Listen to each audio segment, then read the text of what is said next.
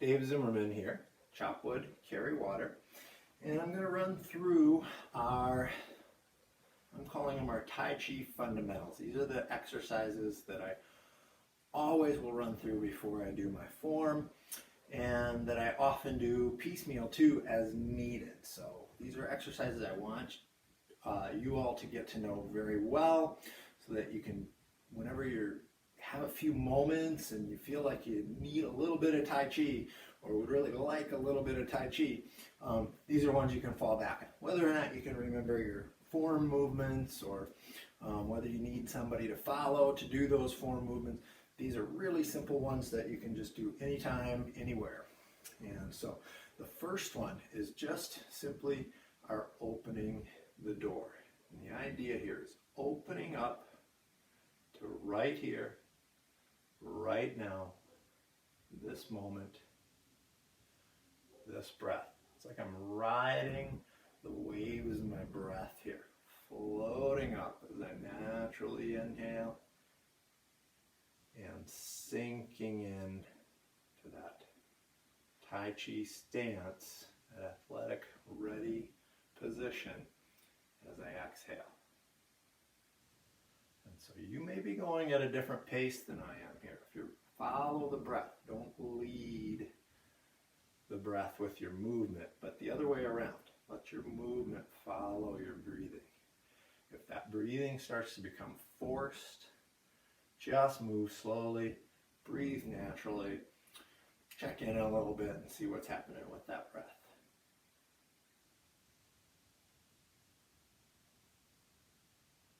Then I'm going to flow right into my Kai Shing movement, crossing those wrists, feet are together. I'm going to take a step back, testing the floor with the toes. Then I pour that weight into the back leg. Nice straight, upright spine. Make sure you're not throwing those shoulders back.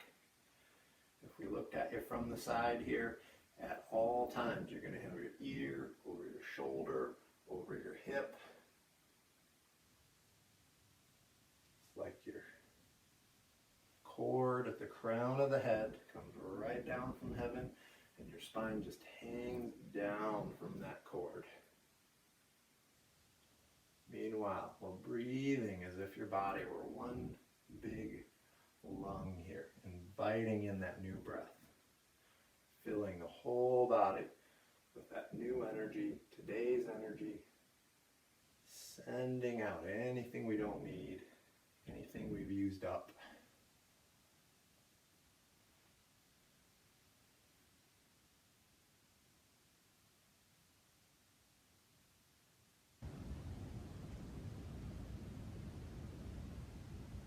We'll do that one more time.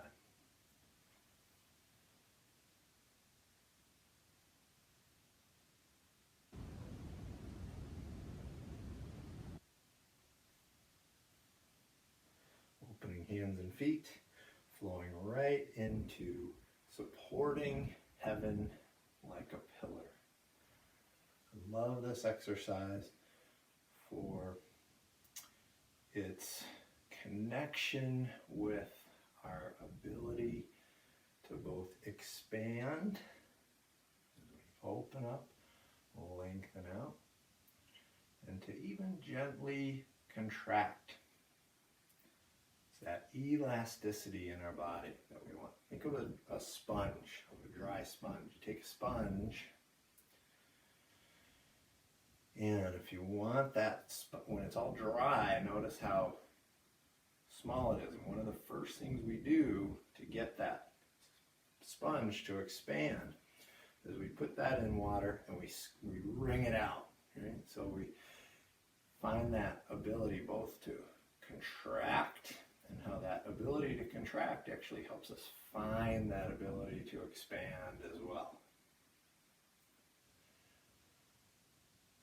Now, if you will, think about those discs between the bones of your spine, just like that sponge. We squeeze them just a little bit as we contract. We allow them to expand and open up. Right from the inside of your body. One more time here. That goes with all of our joints, with all of our cells. You can extend that image out. Now, I'm going to rub the hands together here. I like to kind of get the insides of my arms sort of woken up here as well. And I'm going to do this facing you today. But this is our circling. And I'll have you kind of mirror me, but if you don't get this exactly right and you're on the other side, that's fine. I'm going to gather up. I'm going to have you gather up on your left here. And step forward with your right foot, turning that left foot out. So I'm in my 70-30 or bow stance. It's like I'm sitting on a rolling stool here.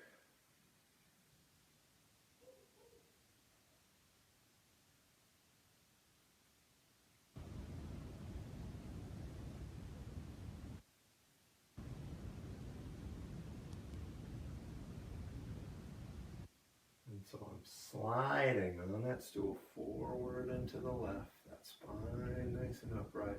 This is also called our bow stance. So when I'm shifted into that right leg, my right leg is bent, my left leg is straight, and vice versa here.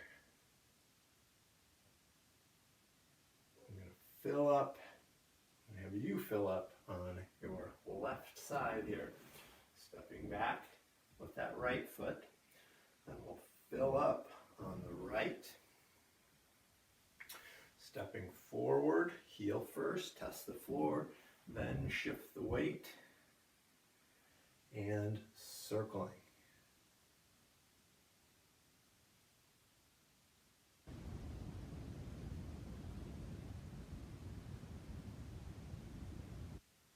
Tip of the tongue is resting gently at the roof of the mouth. That's either right behind the teeth or just a little back from there.